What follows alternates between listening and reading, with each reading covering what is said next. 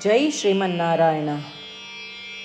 ನಾನು ಹೇಳುವ ವಿಶ್ಲೇಷಣೆ ರಾಮಾನುಜದಾಸ ಶ್ರೀಮಾನ್ ಗಟ್ಟು ವೇಣುಗೋಪಾಲ ಸ್ವಾಮಿಯವರ ರಚನೆಯಾಗಿದೆ. 10ನೇ ಅಧ್ಯಾಯ ವಿಭೂತಿಯೋಗ 32ನೇ ಶ್ಲೋಕ. ಸರ್ಗಾಣಾಂ ಆದಿರಂತಶ್ಚ ಮಧ್ಯಂಚೈವಾಹಂ ಅರ್ಜುನ ಅಧ್ಯಾತ್ಮವಿದ್ಯಾ ವಿದ್ಯಾನಾಂ ವಾದಃ ಪ್ರವದತಾಂ ಅಹಂ. ಓಂ. ಗೀತಾಚಾರ್ಯ ಶ್ರೀಕೃಷ್ಣ ಪರಮಾತ್ಮ ಅರ್ಜುನನ ಜೊತೆಗೆ ನಮ್ಮೆಲ್ಲರಿಗೂ ವಿಭೂತಿ ಯೋಗವನ್ನು ಕಲಿಸುತ್ತಿದ್ದಾನೆ. ಪರಮಾತ್ಮ ಹೇಳುತ್ತಿದ್ದಾನೆ, ಅರ್ಜುನ, ನಾನು ಎಲ್ಲ ಜೀವಿಗಳ ಸೃಷ್ಟಿಕರ್ತ, ನಾನು ಎಲ್ಲ ಜೀವಿಗಳ ನಾಶಕ, ನಾನು ಎಲ್ಲ ಜೀವಿಗಳ ಆಡಳಿತಗಾರ ಮತ್ತು ಪೋಷಕ. ಎಲ್ಲ ವಿಜ್ಞಾನ ಮತ್ತು ಶಿಕ್ಷಣಗಳಲ್ಲಿ ನಾನು ಆತ್ಮ ಮತ್ತು ಪರಮಾತ್ಮನ ವಿಜ್ಞಾನ. ಚರ್ಚೆ ಮಾಡುವವರಲ್ಲಿ ನಾನು ತಾರ್ಕಿಕ ತೀರ್ಮಾನ. ಅದರಂತೆ ಶ್ರೀಕೃಷ್ಣ ಪರಮಾತ್ಮನು ತಾನು ಎಲ್ಲ ಜೀವಿಗಳನ್ನು ಸೃಷ್ಟಿಸುವ, ನಿರ್ವಹಿಸುವ ಮತ್ತು ನಾಶ ಮಾಡುವವನು ಎಂದು ಹೇಳುತ್ತಿದ್ದಾನೆ. ಆತ್ಮ ಮತ್ತು ಪರಮಾತ್ಮಗಳ ವಿಜ್ಞಾನವೇ ವೇದಾಂತ ವಿದ್ಯೆ. ನಮ್ಮ ಆತ್ಮದ ಸ್ವಭಾವವನ್ನು ಅರ್ಥ ಮಾಡಿಕೊಳ್ಳಲು ವೇದಾಂತ ವಿದ್ಯೆ ನಮಗೆ ಸಹಾಯ ಮಾಡುತ್ತದೆ ಮತ್ತು ನಾವು ಪರಮಾತ್ಮನಿಗೆ ಶರಣಾಗಲು ದಾರಿಯನ್ನು ಸುಗಮಗೊಳಿಸುತ್ತದೆ. ಶ್ರೀಕೃಷ್ಣ ಪರಮಾತ್ಮನು ತಾನು ಆ ವೇದಾಂತ ವಿದ್ಯೆ ಎಂದು ಹೇಳುತ್ತಿದ್ದಾನೆ ಮತ್ತು ಅವನು ಆ ವೇದಾಂತ ವಿದ್ಯೆಯಲ್ಲಿ ತನ್ನ ಅಂಶವನ್ನು ಹೆಚ್ಚು ಇಟ್ಟುಕೊಂಡಿದ್ದಾನೆ. ಚರ್ಚೆಯು ಪರಮಸತ್ಯ ಮತ್ತು ಪರಮಶಕ್ತಿಯ ಬಗ್ಗೆ ತಾರ್ಕಿಕ ತೀರ್ಮಾನಕ್ಕೆ ಕಾರಣವಾಗುತ್ತದೆ. ಶ್ರೀಕೃಷ್ಣ ಪರಮಾತ್ಮ ಅವನು ಆ ಚರ್ಚೆ ಎಂದು ಹೇಳುತ್ತಿದ್ದಾನೆ ಮತ್ತು ಆ ಚರ್ಚೆಯಲ್ಲಿ ಅವನು ತನ್ನ ಅಂಶವನ್ನು ಹೆಚ್ಚು ಇರಿಸಿದ್ದಾನೆ. ಶ್ರೀಕೃಷ್ಣ ಪರಮಾತ್ಮನ ಬೋಧನೆಗಳನ್ನು ಧ್ಯಾನಿಸೋಣ ಮತ್ತು ಎಲ್ಲ ಜೀವಿಗಳ ಸೃಷ್ಟಿಕರ್ತ, ಪೋಷಕ ಮತ್ತು ವಿನಾಶಕ ಶ್ರೀಕೃಷ್ಣ ಪರಮಾತ್ಮ ಎಂದು ಗುರುತಿಸೋಣ. ನಾವು ವೇದಾಂತ ಪದವನ್ನು ಕೇಳಿದಾಗಲೆಲ್ಲ, ನಾವು ವೇದಾಂತ ಪ್ರವಚನಗಳನ್ನು ಕೇಳಿದಾಗಲೆಲ್ಲ ಮತ್ತು ತಾತ್ವಿಕ ಚರ್ಚೆಯನ್ನು ನೋಡಿದಾಗ ಅಥವಾ ಕೇಳಿದಾಗ ನಾವು ಅವುಗಳಲ್ಲಿ ಶ್ರೀಕೃಷ್ಣ ಪರಮಾತ್ಮನ ಉನ್ನತ ಅಂಶದ ಕಿಡಿಯನ್ನು ಗುರುತಿಸೋಣ. ಶ್ರೀಕೃಷ್ಣ ಪರಮಾತ್ಮ ಅಥವಾ ಶ್ರೀಮನ್ನಾರಾಯಣನಿಗೆ ಶರಣಾಗುವ ಮೂಲಕ ನಮ್ಮ ಜೀವನವನ್ನು ಸಾರ್ಥಕಗೊಳಿಸಲು ಪ್ರಯತ್ನಿಸುತ್ತಿರುವಾಗ ನಾವೆಲ್ಲರೂ ಶ್ರೀಕೃಷ್ಣ ಪರಮಾತ್ಮನ ಮಾತುಗಳನ್ನು ಶ್ಲೋಕದ ರೂಪದಲ್ಲಿ ಹಾಗೆಯೇ ಪುನರಾವರ್ತಿಸಲು ಪ್ರಯತ್ನಿಸೋಣ. ಸರ್ಗಾಣಾಮಾದಿರಂತಶ್ಚ ಮಧ್ಯಂಚೈವಾಹಮರ್ಜುನ ಅಧ್ಯಾತ್ಮವಿದ್ಯಾ ವಿದ್ಯಾನಾಂ ವಾದಃ ಪ್ರವದತಾಂ ಅಹಂ. ಶ್ರೀಮನ್ನಾರಾಯಣ, ಕರಿಷ್ಯೇ ವಚನಂ ತವ. ಸರ್ವಂ ಶ್ರೀಕೃಷ್ಣಾರ್ಪಣಮಸ್ತು. ಜೈ ಶ್ರೀಮನ್ನಾರಾಯಣ.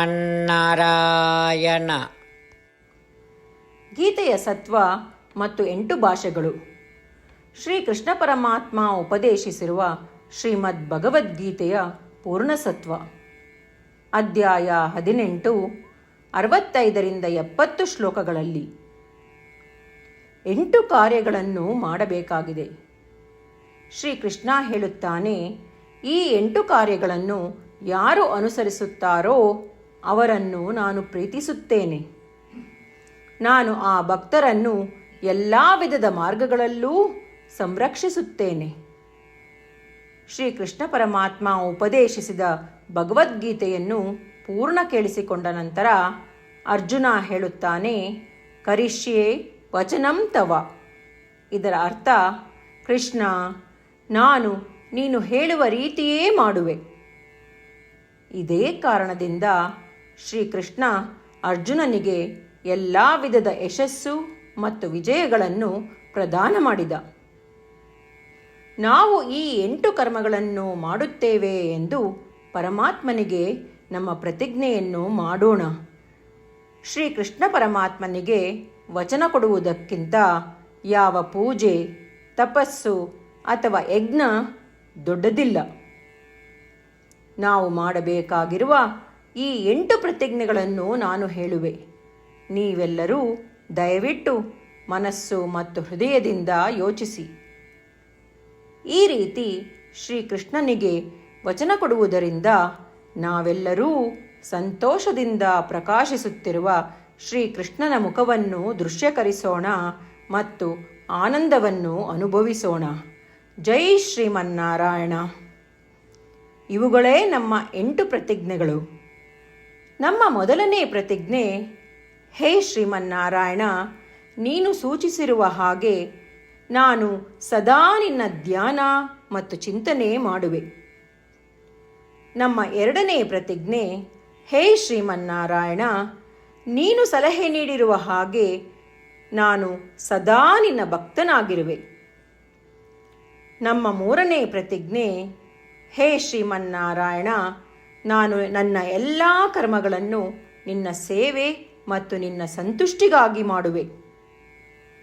ನಮ್ಮ ನಾಲ್ಕನೇ ಪ್ರತಿಜ್ಞೆ, ಹೇ ಶ್ರೀಮನ್ನಾರಾಯಣ, ಅನುಸರಿಸಲು ನೀನು ಹೇಳಿರುವ ಹಾಗೆ ನಾನು ನಿನಗೆ ಸೇರಿದವನೆಂದು ಶ್ರೇಷ್ಠ ನಂಬಿಕೆ ಇದೆ ಮತ್ತು ನಾನು ಸದಾ 2 ಕೈಗಳನ್ನು ಜೋಡಿಸಿ ನಿನಗೆ ನಮಸ್ಕಾರ ಮಾಡುತ್ತೇನೆ ಮತ್ತು ನಿನ್ನನ್ನು ಪೂಜಿಸುತ್ತೇನೆ. ನಮ್ಮ 5ನೇ ಪ್ರತಿಜ್ಞೆ, ಹೇ ಶ್ರೀಮನ್ನಾರಾಯಣ, ನಿನ್ನ ವಚನಗಳನ್ನು ಸ್ಮರಿಸುತ್ತೇನೆ. ಮಾಮೇಕಂ ಶರಣಂ ವ್ರಜ, 18ನೇ ಅಧ್ಯಾಯ 66ನೇ ಶ್ಲೋಕ. ನೀನು ಹೇಳಿರುವೆ, ನಿನಗೊಬ್ಬನಿಗೇ ಶರಣಾಗಬೇಕು.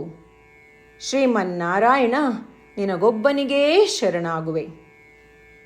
ನಮ್ಮ 6ನೇ ಪ್ರತಿಜ್ಞೆ, ಹೇ ಶ್ರೀಮನ್ನಾರಾಯಣ, ನಿನ್ನ ವಚನಗಳನ್ನು ಸ್ಮರಿಸುತ್ತೇನೆ. ಮಾ ಶುಚಃ, 18ನೇ ಅಧ್ಯಾಯ 66ನೇ ಶ್ಲೋಕ. ನೀನು ನಮಗೆ ಪುನರ್ ಆಶ್ವಾಸನೆ ನೀಡಿದ್ದೀಯ, ದುಃಖಿಸಬೇಡವೆಂದು. ನಾನು ಎಂದಿಗೂ ದುಃಖಿಸುವುದಿಲ್ಲ. ನಮ್ಮ 7ನೇ ಪ್ರತಿಜ್ಞೆ, ಹೇ ಶ್ರೀಮನ್ನಾರಾಯಣ, ನೀನು ಶ್ರೀಮದ್ ಭಗವದ್ಗೀತೆಯನ್ನು ನಮಗಾಗಿ ಉಪದೇಶಿಸಿ ಅನುಗ್ರಹಿಸಿ ಮತ್ತು ಆಶೀರ್ವದಿಸಿದ್ದೀಯ. ನಾನು ಕನಿಷ್ಠ 1 ಶ್ಲೋಕವನ್ನು ದಿನಾ ಪಠಿಸುವೆ ಅಥವಾ ಕೇಳಿಸಿಕೊಳ್ಳುವೆ ಎಂದು ನಾನು ಪ್ರತಿಜ್ಞೆ ಮಾಡುವೆ.